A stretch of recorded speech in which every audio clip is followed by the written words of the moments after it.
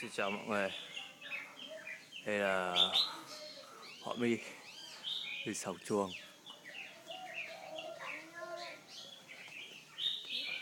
Em đi vào đi, đi vào đi chim, đi. Em đi vào nhà. Anh muốn xả. Thôi để anh ăn xong.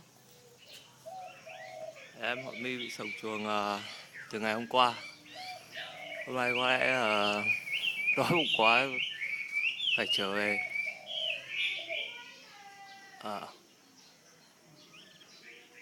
Vẫn chưa chịu vào chuồng. Có lẽ là chưa có câu để nó nhảy vào. Mà nhìn tình hình em nó rất là đói.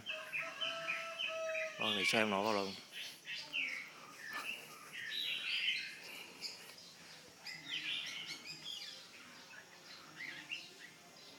Vâng, đang rất muốn vào lồng.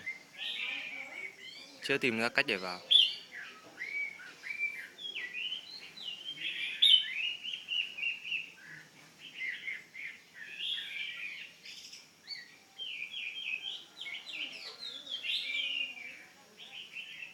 Vâng, phải nhảy đi.